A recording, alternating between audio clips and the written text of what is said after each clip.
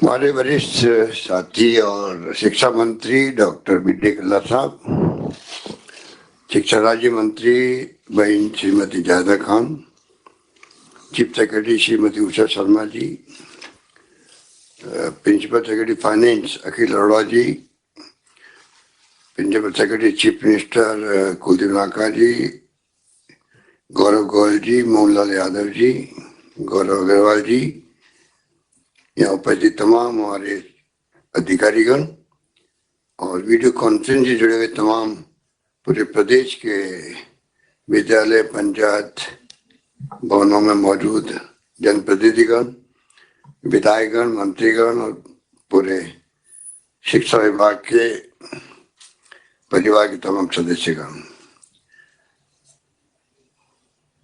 मुझे खुशी है कि आज बाल गोपाल योजना और निःशुल्क ड्रेस वितरण का कार्यक्रम प्रारंभ होने जा रहा है, जिसके बारे में अभी हमारे शिक्षा मंत्री बी.डी. कल्ला जी ने, शिक्षा राज्य मंत्री जायदा जी ने और चीफ सेक्रेटरी उषा शर्मा जी ने आपको विस्तार से बताया क्या उद्देश्य है। और बजट अनाउंसमेंट आज पूरा होने जा रहा है। दोनों योजना बहुत महत्वपूर्ण है और दोनों योजना इसीलिए आज एक साथ लॉन्चिंग की जा रही है जिससे कि इसका महत्व समझ में आए सभी को, बच्चों को भी, पेरेंट्स को भी। क्योंकि जैसे बात की गई, ड्रेस की बात की गई, तो एक साथ कॉमन ड्रेस होना एक बहुत बड़ा मैसेज है समाज के लिए। क्योंकि इस देश के अंदर ये मुल्क अनेकता में एकता वाला है, अलग अलग जाति, अलग अलग धर्म, अलग अलग वर्ग और अलग अलग कंडीशंस होती परिवार की। उसमें अगर स्कूल के अंदर एक ड्रेस पहन के जाते हैं बच्चे, आप देखते हैं प्राइवेट स्कूल्स के अंदर, तो अलग नजारा दिखता है उनका, एक कॉन्फिडेंस बढ़ता बच्चों के अंदर भी, अलग पहचान बनती है। ये सोच करके पहली बार कॉमन ड्रेस स्कूलों की हो, ये निर्णय लिया गया जिससे कोई तरह का भेदभाव समाप्त हो जाए और कॉन्फिडेंस भी पैदा हो, समानता का विचार पैदा हो। बचपन से संस्कार, संस्कृति और परंपरा ऐसी बने जिससे कि जब बड़े बच्चे हों तो एक अलग उनकी पहचान भी और कॉन्फिडेंस अलग झलके उनमें। तो मेरे ख्याल से ये जो आज ड्रेस का प्रोग्राम किया गया है, मैं उम्मीद करता हूँ कि उनके पेरेंट्स जो हैं थोड़ा ध्यान देंगे, क्योंकि पहली बार ये प्रारंभ हो रहा है और कपड़ा दिया गया अलग से 2 ड्रेस का, 200 रुपये दिए गए। 200 रुपये में ड्रेस सिलाई होती नहीं है। अखिल मैं तुम्हें नहीं कह रहा हूँ, मैं उनके पेरेंट्स को कह रहा हूँ कुछ खर्चा आप भी करो जिससे कि ड्रेस सिल जाए।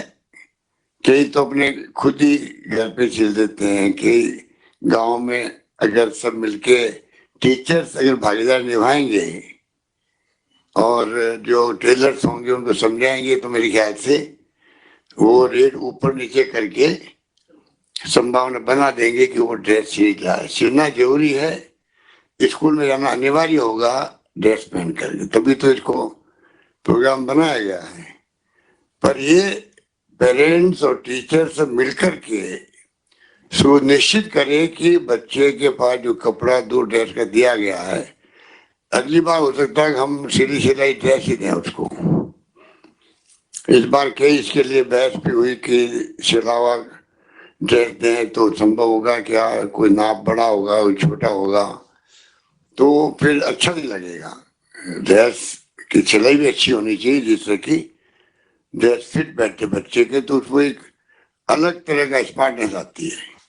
ये सोच करके इस बार तो दे दिया गया है क्लॉथ 2 ड्रेस का। अगली बार कोशिश करेंगे किस प्रकार ये संभव होगा तो बाकायदा अलग अलग साइज की ड्रेस बने और उनको मिले। एक बात तो रही ड्रेस की, जो बहुत बड़ा एक मैं समझता हूँ निर्णय सरकार का था जो आज पूरा हुआ है। शिक्षा को जो महत्व दे रहे हम लोग वो आपके सामने है। बाल गोपाल जो ये योजना है, ये तो सरकार जो हमारी सोच है शिक्षा और स्वास्थ्य दो पे तवज्जो दी जाए विशेष रूप से अगली जनरेशन के लिए। इसी रूप में एक तरफ शिक्षा और एक तरफ उनका स्वास्थ्य अच्छा रहे, जिसके लिए तुमने चिरंजीवी योजना बनाई है, सबका स्वास्थ्य फ्री किया है। देश में तो क्या है, दुनिया में किसी मुल्क में अच्छी स्कीम नहीं है कि 10 लाख का तो बीमा, और वो भी उसके अलावा तमाम टेस्ट फ्री है, MRI free, CT scan free, dialysis free, organ transplant free. Extra पैसा लगता है उसके लिए भी सरकार देगी, 10 लाख के अलावा भी। अगर ऐसी कोई ट्रांसप्लांट नौबत आ गई या सरकारी अस्पताल तो फ्री करेंगे करेंगे। तो बहुत बड़ी योजना है, आपको जानकारी होनी चाहिए। और मैं समझता हूँ टीचर्स हमारी बहुत बड़ी भूमिका अदा करते हैं समाज में परिवर्तन की। तो ऐसे जो फ्लैगशिप प्रोग्राम है उसमें पूरा जो शिक्षा विभाग है, मैं समझता हूँ कि बहुत बड़ी भूमिका अदा कर सकता है कि उसका लाभ गांव तक, गरीब तक, घर तक कैसे पहुंचे। तो फ्लैगशिप प्रोग्राम अलग तरह का एक मैं समझता हूँ कि समझने की कोई बात है, बहुत अच्छी योजना बनी। पर शिक्षा भी देखिए, आपके देश की आज़ादी के वक्त में मैंने पता किया कि 51 में खाली 18% शिक्षित थी, शिक्षा थी देश के अंदर, और राजस्थान में 8% थी। आज वो बढ़ करके 76 के आसपास हो गई है। तो मैं आवश्यकता महसूस करता हूँ और ज्यादा बढ़नी चाहिए। केरल राज्य ऐसा है मेरे ख्याल से जहां पर शिक्षा मेरे ख्याल 90% एबो होगी। तो ये जो है हमारा ध्येय होना चाहिए कि हम कैसे राजस्थान में सुनिश्चित करें कि परसेंटेज बढ़े, 90+ हो, 95+ हो। मुझे याद है 22 साल पहले जब मैं मुख्यमंत्री था, तब हमने एक प्रोग्राम चलाया था, शिक्षा आपके द्वार। शिक्षा आपके द्वार, जैसे टीचर को भेजा गया था, हमने घर घर भेजा कि वो हर घर में जाके संदेश करे कि आपका बच्चा बच्ची, लड़का लड़की जो है वो शिक्षा से वंचित नहीं रहे, उनको स्कूल भेजो।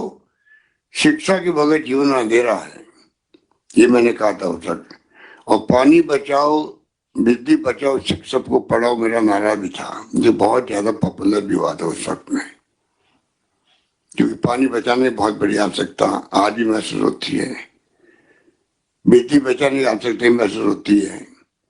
और पढ़ाना का जो महत्व है उसका तो कोई सोच नहीं सकता। Knowledge is power. आज दुनिया भर के अंदर जो थीम बन गई है, जिसके पास ज्ञान है वो पावरफुल है। और जब इंटरनेट सेवाएं, मोबाइल फोन, कंप्यूटर आ गए हैं, तो एक क्रांति हो गई दुनिया के अंदर। बच्चे, आज छोटे बच्चे भी घरों के अंदर मोबाइल को यूज करते हैं। जो साधन संपन्न है वो ज्यादा यूज करते हैं, जिनके साधन नहीं है उनको तकलीफ होती है। तो हम चाहेंगे कि शिक्षा के क्षेत्र में जो नवाचार सरकार ने किए हैं, जो मेरे पूर्व वक्ताओं ने, कल्ला जी ने, जायदा जी ने, उषा जी ने बताया आपको, कि ऐप भी लॉन्च कर रहे हैं हम लोग। क्योंकि जो कोविड के अंदर बच्चे पढ़ नहीं पाए थे, तो किस प्रकार वो ब्रिज कोर्स करके पढ़ सके, उसके लिए भी ऐप में जो बताया गया कि आपको जो ये मिला है, आपको वर्ल्ड रिकॉर्ड मिला है, वर्ल्ड रिकॉर्ड बना है आपका आर्टिफिशियल इंटेलिजेंस के माध्यम से। ये प्रकार से IT बेस्ड जो है, जो टेक्नोलॉजी है, उसका उपयोग करके संभव हो पाया। तो ये क्रांति है पूरी कि आप ऐप के जरिए टीचर को पता लगेगा कि बच्चा किस विषय में उसको आवश्यकता, मदद की आवश्यकता है, उसका स्पेशल रिकॉर्ड कार्ड जनरेट होगा, और टीचर और पेरेंट्स को जानकारी मिल जाएगी कि बच्चों को सिखाने में, मदद करने में आसानी मिल जाएगी उनके लिए भी। और 3 दिसंबर को जो पेरेंट्स टीचर्स डे है, उसको उस दिन ये सब बातें डिस्कस भी होगी, वहां पर टीचर्स लोग करेंगे। नो बैग डे जारी किया गया है शिक्षा विभाग से। एक दिन पढ़ाई का दबाव कम होगा और एक्स्ट्रा करिकुलर एक्टिविटीज में शामिल हो सकेंगे। ये भी अपना आप में बहुत बड़ा मैसेज भी है, बहुत बड़ी, मैं समझता हूँ कि बड़ा फैसला भी है क्योंकि बच्चों पे इतना ही भार होना चाहिए कि वो उसके अलावा भी अन्य गतिविधियों में भाग लेने की एक्टिविटी हो सके। पर इसका मतलब ये नहीं कि एक दिन को नो बैग डे किया तो उसमें दूसरी एक्टिविटी भी नहीं हो, चलो ठीक है छुट्टी मिल गई हम लोगों को, वो नहीं होना चाहिए। टीचर्स का दायित्व जो है इस समाज में सदियों से रहा है कि शिक्षक जो गुरु होता है वो अगर तय कर ले जिंदगी मुझे प्रतिबद्धता निभानी है शिक्षक के रूप में, शिक्षा को लेके, बच्चों के फ्यूचर को लेके, अगली जनरेशन को लेके, तो मैं समझता हूँ कि बहुत बड़ी क्रांति आ सकती है। और मैं उम्मीद करता हूँ कि राजस्थान में जो माहौल हमने बना रहे हैं, मेरे ख्याल से हजारों लोगों को हम लोग नौकरी दे रहे हैं, 90,000 तो भी प्रोसेस के अंदर ही है, 50-60 हजार अमेरिका दे दी गई नौकरी है। तो बड़े रूप में सरकार नौकरियां करीब सब मिला के करीब 3,50,55,000 नौकरी दे रही है। मेरे ख्याल से अन्य राज्यों में तो हालात बहुत खराब है। मैं गुजरात जाके आता हूँ अभी आजकल, तो वहां तो और हालत खराब है। तो मेरा मानना है कि राजस्थान गवर्नमेंट ने जो 1,35,000 तो नौकरी दे दी, 1,25,000 प्रोसेस चल रहा है, उनके इंटरव्यू चल रहे हैं और एग्जाम हो रहे हैं, प्रोसेस के अंदर है, और 1,00,000 की और घोषणा कर रखी है। तो तमाम तरीके से आज हम लोग राजस्थान में सब सुविधाएं हैं बच्चों को।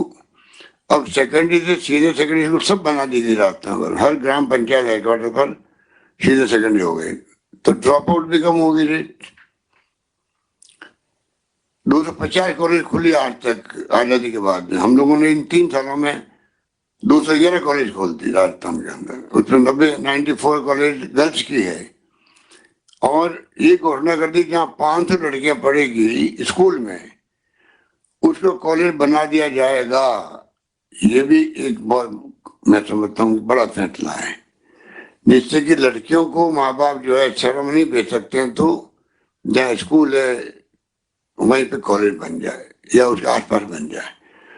तो शिक्षा को लेके आज राजस्थान में अब सब वो प्रीमियर संस्थाएं आ गई है जो पहले नहीं थी।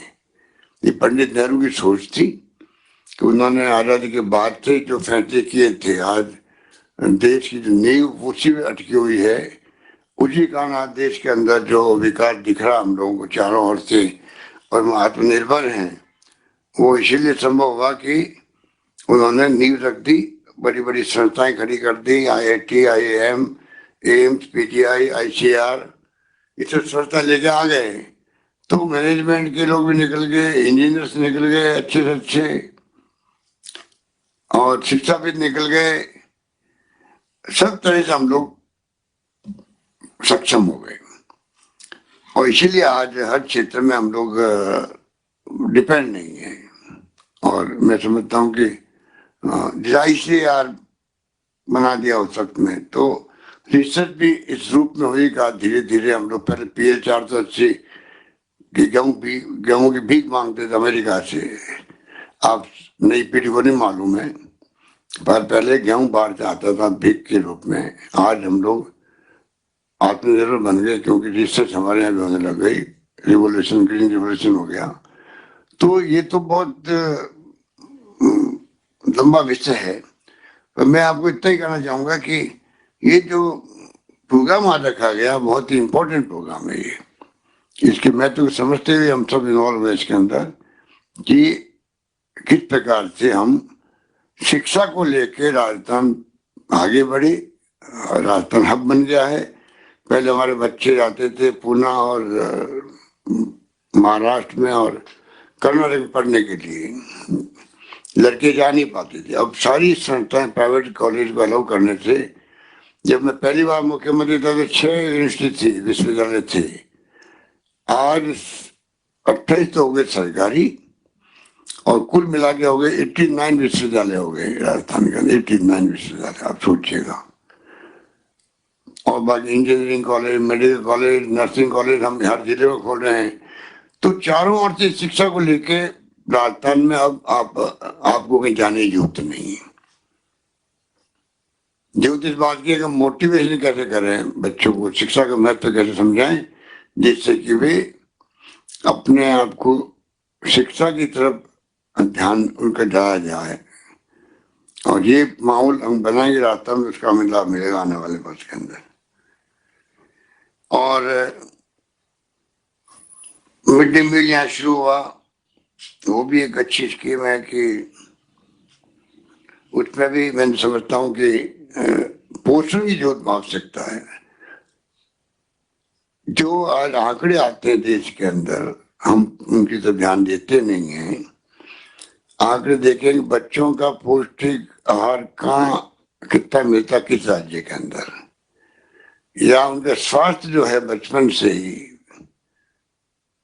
वो कैसा है, अगर उसके सर्वे आते रहते हैं, उनका आधार बना के हम आगे बढ़ेंगे तो ज्यादा हम बचपन से ही उनका स्वास्थ्य अच्छा बना रहे। पहले कोई जमाने में स्कूलों के अंदर मेडिकल चेकअप होते थे, अब शायद वापस शुरू किया हम लोगों ने, यादव जी शुरू किया है, प्राइमरी या मिडिल सेकेंडरी, वेरी गुड। ये बहुत जरूरी है, बचपन में कई बीमारी मालूम पड़ रहा है तो आज तो जो हम लोग सब फ्री कर दिया इलाज ही, तो और आसानी हो गई है। बहुत बढ़िया, जितना आप कर सको स्वास्थ्य बच्चों का, छोटे बच्चों के लिए। बड़ा बच्चा तो समझ जाता है, छोटे बच्चे समझ नहीं पाते। तो मैं समझता हूँ कि उसको शिक्षा विभाग को पूरी तरह तवज्जो देनी चाहिए कि वो किस प्रकार से बच्चे स्वस्थ रहे। अच्छा काम हम लोग कर रहे हैं मेडिकल के अंदर। तो देखिए आप, पहले IMR और MMR बहुत स्थिति खराब थी हमारी, मातृ मृत्यु दर, शिशु मृत्यु दर, बहुत बड़ा जंप हुआ हमारे यहाँ पर, बहुत बड़े सुधार हुआ। अभी जो हमने इंफ्रास्ट्रक्चर बना रहे हैं, ये बच्चों के लिए पीकू और निकू, जहाँ पर ये ICU की तरह छोटे बच्चे पैदा होते हैं, उस वक्त में उनका जो ICU है एक प्रकार से निकू और पीकू कहलाता है। तो वहाँ वो भी तैयार हो गए, जयपुर में, कोटा में, सब जगह हो रहे हैं। तो वो बहुत बड़ा जंप हुआ मेडिकल के अंदर भी, इंफ्रास्ट्रक्चर के अंदर भी बहुत हुआ है। ऑक्सीजन की कमी नहीं आने दी है। कोविड में तो आप देखिए राजस्थान देश में सिरमौर रहा उस वक्त में। भीलवाड़ा मॉडल तो पूरी दुनिया में चला गया, WHO तक ने तारीफ करी भीलवाड़ा मॉडल की। और राज्यों की स्थिति बहुत खराब रही, अन्य राज्यों की स्थिति बहुत हालत खराब हुई है। गुजरात में तो पूरा मंत्रिमंडल बदलना पड़ा, सरकार बदलनी पड़ी, मुख्यमंत्री सहित, कि पूरी तरह वहां पर कोविड, तो वहां पर इतने लोग मारे गए कुछ सोच नहीं सकता। बहुत हालत खराब रही वहां। अहमदाबाद के अंदर तो देखा हुआ टीवी के अंदर कि ड्रिप लग रही थी सड़कों पर, लोगों को भर्ती होने जगह नहीं थी। राजस्थान ने बहुत अच्छा काम किया उस वक्त में, पूरे प्रदेशवासियों के सहयोग से, पूरे NGO, पूरे धर्मगुरु, पूरे पॉलिटिकल पार्टी कार्यकर्ता, सबने जो है एक दूसरे की मदद करी, कोई भूखा नहीं सोए। वो स्थिति रही लॉकडाउन के अंदर। तो जो स्वास्थ्य सेवाएं हैं उसका संबंध इससे भी है। आपके बाल गोपाल योजना जो शुरू की गई है, मैं समझता हूँ कि ये स्वास्थ्य के लिए बहुत जरूरी है। और इसीलिए इसको 2 दिन का अभी रखा है ट्रायल बेसिस पर, क्योंकि बहुत बड़ा काम है। मिड डे मील का भी मैं देखता हूँ कि कई बार शिकायतें भी आती है, और बच्चों में जो स्कीम क्या बाल क्या पोषण योजना छोटे बच्चों के लिए, उसमें भी शिकायत आती रहती है, क्योंकि इतने बड़े करीब 70 लाख 80 लाख बच्चे होते हैं, उन तक ये पहुंचाना, मिड डे मील हो या पोषण योजना हो, पोषाहार योजना हो छोटे बच्चों के लिए, बहुत बड़ा काम होता है। गर्म खाना पकाने के लिए टीचर को पहले काम देते थे, फिर गांव की किसी महिला को रखा। तो ये तमाम बातें जो है, इसमें जब तक भागीदारी नहीं हुई गांव वालों की, खुद की गांव वालों की भागीदारी हो, गांव वाले सेव करे टीचर्स को, टीचर सेव करे वहां पर बच्चों को भी, और गांव वालों से साथ संपर्क अच्छा रखे। मैंने देखा, मेरा अनुभव है, गांव में टीचर और गांव वालों का बहुत अच्छे संबंध होते हैं, और मास्टर साहब को बहुत बड़ी इज्जत देते हैं गांव वाले भी।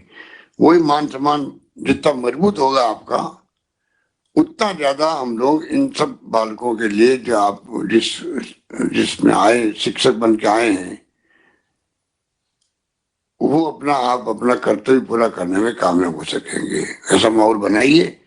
जो भी सरकारी योजना है उसके लिए मैं कहना चाहूंगा, जब आपको वक्त मिले तो गांव वालों से आप चौपाल कर सकते हो, बैठा सकते हो। ये फ्लैगशिप प्रोग्राम आए हैं गवर्नमेंट के, इसका गांव में कोई वंचित नहीं रहे। कई लोगों को मालूम नहीं चिरंजीवी योजना है क्या, मालूम नहीं है तो उसके तकलीफ हो जाती है। ये नहीं मालूम होगा, आप मेरे आज बैठे उनमें क्यों मालूम नहीं होगा कि चिरंजीवी योजना में साथ में, जैसे मैंने कहा किडनी ट्रांसप्लांट है, ऑर्गन ट्रांसप्लांट है, उसके लिए 10-15-20 लाख भी खर्च होते हैं मान लो, या सैकड़े अस्पताल में कोई दिक्कत ही नहीं है। तो सरकार तैयार है मदद करने के लिए। पहले वाली बात नहीं रही। अब आपको आराम से आप पूरा इलाज करवा सकते हैं, सब कुछ उसमें संभव। और साथ में जो मैं कहना चाह रहा था, 5 लाख का बीमा एक्सीडेंट का भी है उसी योजना के अंदर। अभी मैंने अनुभव किया, जो बच्चे अभी डूब के मर गए थे बरसात के अंदर, उन सब के 5 लाख पहुंच गए। वो भी एक्सीडेंट में आता है, एक्सीडेंट में वो भी आता है, ऊपर से गिरना भी एक्सीडेंट आता है, खाली मोटर के एक्सीडेंट नहीं है, सड़क एक्सीडेंट की बात नहीं है। तो ये जो इतनी शानदार स्कीम है, मालूम नहीं है जानकारी, आज तो पूरा रास्ता में बैठा हुआ है। इसलिए मैं कह रहा हूँ आप लोगों से कि अगर ये जानकारी नहीं हो, मैं खुद को ही तो हम आगे क्या बताएंगे। तो जानकारी पहले पहले हम रखें। डीपी आगे लेते छपते रहते हैं, वो बेकार नहीं पड़े रहे। उस पर कष्ट करें हम, पढ़ने का भी, समझने का भी, समझाने का भी। ये हम सब मिलके अगर सहयोग करेंगे तब जाके हम जो चाहते हैं पारदर्शी, संवेदनशील, जवाबदेही प्रशासन देंगे, गुड गवर्नेंस देंगे, सुशासन देंगे। कैसे देंगे, कोई मेरे कहने थोड़ी होगा भाई। जब तक सब साथ नहीं देंगे तब तक ये संभव नहीं। पूरा प्रदेशवासी साथ दें अपने तरीके से, तब जाके सुशासन मिलता है, करप्शन पे अंकुश लगता है। संवेदनशीलता अगर मन में आती है तो हम एक दूसरे की हेल्प कर सकते हैं। कोरोना में की थी तब, जब सुनते हैं कि रास्ते में कोई एक्सीडेंट हो गया और लोग निकल जाते हैं पास से, तो वो संवेदनहीनता है। हमने यहाँ तक कर दिया कि 5,000 तो इनाम मिलेगा उसको ले आने वाले को अस्पताल। और किसी राज्य का होगा व्यक्ति तो प्राइवेट जो नियरेस्ट अस्पताल है वहां उसका इलाज होगा, प्रारंभिक इलाज, वो मना नहीं कर सकता। ये हमने आदेश जारी कर रखे हैं और कानून बना रहे हैं हम लोग, जल्दी उम्मीद करते हैं जल्दी बनेगा। तो आप बताइए, कोई राज्य का आदमी आ गया, एक्सीडेंट हो गया, परवाने के कैसे काम चलेगा, उसकी जिंदगी बचाएं। उसके लिए प्राइवेट अस्पताल को हम पाबंद कर रहे हैं कि आप अगर पास में अस्पताल आपका है, आप मना नहीं कर सकते, आपको इलाज करना पड़ेगा। तो ये तमाम जो बातें मैं बोल रहा हूँ, ये आपके बाल गोपाल योजना और निःशुल्क ड्रेस वितरण प्रोग्राम इसका है। पर जो गवर्नेंस की बात हो रही है उसमें सब बातें आ जाती है। इसलिए मैं कह रहा हूँ, मैंने एक सोचा कि ये बाल गोपाल योजना और निःशुल्क ड्रेस वितरण योजना के शुभ अवसर पर आप सबसे मिलना भी हो जाएगा, दो बातें भी कर देंगे आपको और अपील भी कर देंगे किस प्रकार हम लोग सब मिलके जो जो स्कीम हमारी है शानदार, उसको अपन कैसे लाभ उठा सकते हैं उसका।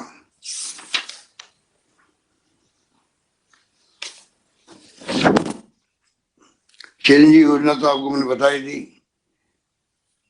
अब आपके इंदिरा गांधी के नाम से शहरी रोजगार योजना, मैं चाहूंगा 5-7 दिन में आपको इसके बारे में बात करूं कि ये देश में 2-3 राज्यों मुश्किल से हैं। नरेगा की तरह शहरों में गरीब आदमी को रोजगार मिलना, उसमें भी आप देखिएगा। क्योंकि ऐसे ही जब मैंने इसको लॉन्च किया जयपुर में, तो एक महिला आई मेरे पास में स्टेज पे, तो कहने लगी साहब कि मेरी 3 लड़कियां हैं, पहली बार मैं अब काम कर पाऊंगी शहर के अंदर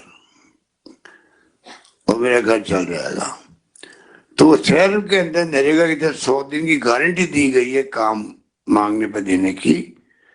ये बहुत बड़ी योजना है। मैं समझता हूँ कि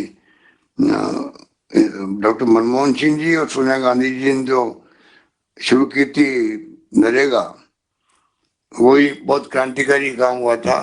लोग पहले सूखे अकाल के वक्त में चेहरे उतर जाते थे गांव वालों के, अब कम से कम 100 दिन की रोजगार गारंटी मिल रही, वो स्थिति में रही।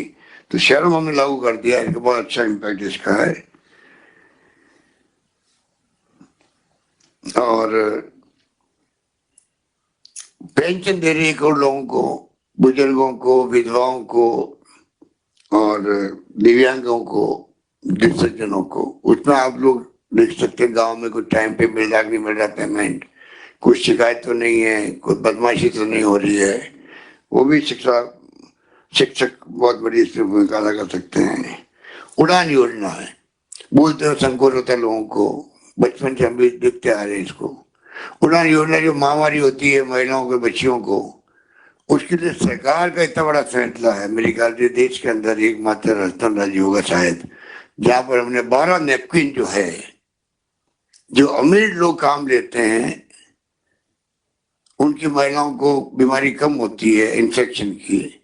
हमारे यहाँ गांव के गरीब आदमी है, हाइजीन काम होता नहीं उनका, जो नेपकिन अच्छे होते हैं यूज करने के लिए उसकी बजाय वो यूज करते हैं लोकल मटेरियल, कपड़ा, रोई वोई जो भी होती है। कुछ इन्फेक्शन फैलता है, बार बार बीमार पड़ते हैं, जाना पड़ता है अस्पताल। कई औरतें बांझ बन जाती, बच्चे पैदा नहीं होते इन्फेक्शन से। तो डॉक्टर लोग कहते हैं कि बहुत भयंकर मामला, पर संकोच के कारण बोलते नहीं आपस के अंदर। हमने हिम्मत करी है, उड़ान योजना को उड़ान नाम दिया उसका। और 12 नेपकिन मेरे ख्याल 500-600 करोड़ की योजना है, 600 करोड़ की योजना है। 600 करोड़ रुपये सरकार खर्च कर रही है और पूरे प्रदेश के अंदर गरीब अमीर कोई बात नहीं, अमीर तो लेगा नहीं वैसे ही, वो तो वैसे ही खरीद लेंगे बाजार से। परंतु ये बहुत बड़ी योजना शुरू हुई है। अब इसमें शुरू में कोई तकलीफ भी आ रही है बनने में भी, कभी कोई कहते क्वालिटी अच्छी नहीं है, कभी टाइम पे, अभी तो शुरू हुई है ये। तो 4-6 महीने लगेगा, पर मैं समझता हूँ बाद में बहुत बड़ा क्रांतिकारी काम है ये।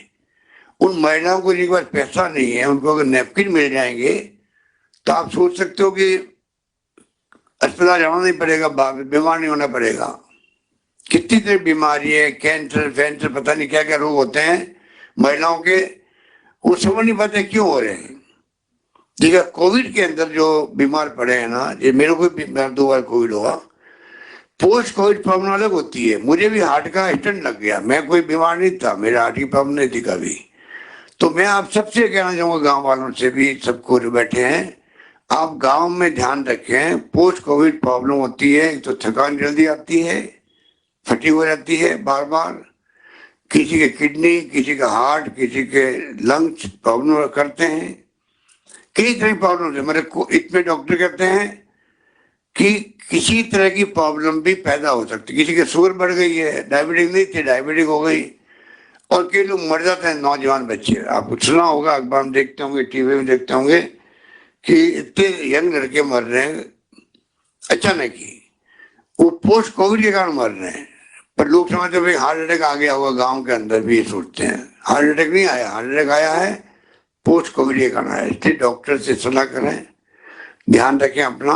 पोस्ट कोविड अभी तक प्रॉब्लम कर रहा है, सबको नहीं कर रहा है, 30-35% लोगों को कर रहा है। वो भी आपको ध्यान रखना पड़ेगा क्योंकि मैं खुद उसमें अनुभव कर चुका हूं, इसलिए आप उसका भी ज्यादा ध्यान रखें। इस प्रकार से मैं समझता हूं कि कई जो अपने फ्लैगशिप प्रोग्राम दिए हैं उसके आप स्टडी करके कैसे हम लाभ पहुंचाएं लोगों को, उसको आप सुनिश्चित करने का काम मैं समझता हूँ आप करें। तो ये बहुत बड़ा काम आपके जिम्मे है, जो मैं समझता हूँ कि आप करने में आगे आएंगे और कोई कमी नहीं रखेंगे। बाकी मुझे खुशी है कि आज विभाग ने बहुत अच्छे नवाचार किए हैं। मुझे सबसे अच्छा ये लगा कि आप लोगों ने कोविड में जो बच्चे रह गए थे पीछे, उनका विशेष ख्याल रखा। 1 करोड़ से ज्यादा बच्चों को आपने 1,33,00,000 बच्चों का आपने बिस्कुट करने का जो पहल करी, और उसके अंदर आपको एक प्रकार से वर्ल्ड में आपको अवार्ड मिला है। बहुत अच्छा मामला, ये अच्छा आपने कदम उठाया है। तो ये बाल गोपाल योजना भी स्वास्थ्य के लिए बहुत जरूरी है।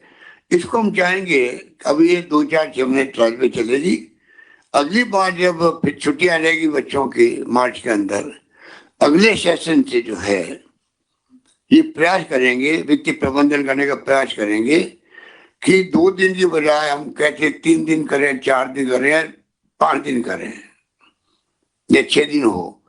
ये डिपेंड करेगा क्या स्थिति बनती है और योजना किस प्रकार सफल होती है। तो बच्चों को ज्यादा, क्योंकि दूध जो है वो अपना आप में पूर्ण आहार कहलाता है, तो आपको मैं समझता हूँ कि अच्छी क्वालिटी का दूध बच्चों को पिलाने का अवसर मिलेगा और उससे बच्चों को स्वास्थ्य भी अच्छा बनेगा। मेरी बहुत शुभकामनाएं, मेरा बच्चों को आशीर्वाद, उनके परिवारजनों को बहुत शुभकामनाएं। आप अपने जीवन में बहुत सफल हो। धन्यवाद। जय हिंद। धन्यवाद।